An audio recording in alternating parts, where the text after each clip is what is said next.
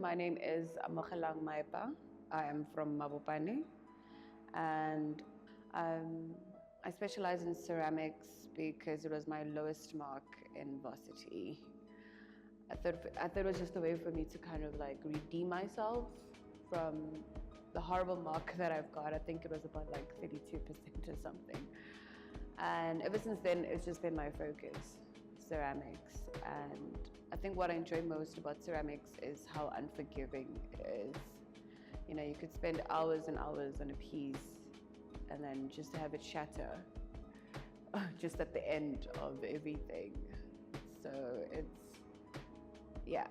I think ceramics has been one of my biggest life lessons in a way, not to sound dramatic, but I think I've learned a lot from being a full-time ceramist. I'm a sore loser. I don't like losing. I'd rather do it again and again and again until I get it right. So it was one of those things whereby, oh man, it's fine. I have the other subjects just fine, you know, but this one I had to just do it. I had this, you know, this feeling that no, I can't let this go. Let's do it again. Oh, now that I think about it, I wouldn't say they were visually creative, but there was a lot of use of hands. You know, my granddad is a great cook. He just wants to cook. And my grandmother is big on gardening, you know. So I grew up around a house whereby you had to do something with your hands.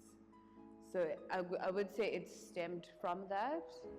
I think it all started making sense in primary. And then from then on, things became easy because now you have all these subjects and then you learn about certain things and then that's when you start sort of having an interest. So the whole art thing, I started having an interest in it in primary, but it only got serious in high school. And then varsity came and that's when I knew that, okay, we're doing this, clearly. So it definitely was some influence from home. Yeah. Child, God, it's actually one of my most favorite works. It was hard having to, be separated from these works. I absolutely love them. The influence mostly comes from the experiences that I go through. Not that I go through much, but the experiences that, no, I have to be honest, I don't go through much. I have a very simple life, but the experiences that go in my head, like what goes here and inside. So I would draw inspiration from what I'm feeling, from what I'm going through, and then I'll just make the works. But I don't necessarily have a subject that I focus on. I only make art to just shut down from everything. There's nothing more beautiful than just being alone in your own space and creating something and you don't know what it is, how it's going to end up. So I only do it for that moment, to just be away from everything and work. So, you know, that piece, which is my favorite, I will never ever do that again. Whether I try to mimic it or that's the one of a kind, you know, and that's the reward for me, not having to do it again and having that one piece being the only piece that I would ever make. And that's the reward. Really, I can't repeat that, even though I made it, but I can't repeat it, ever. It's gone, you know?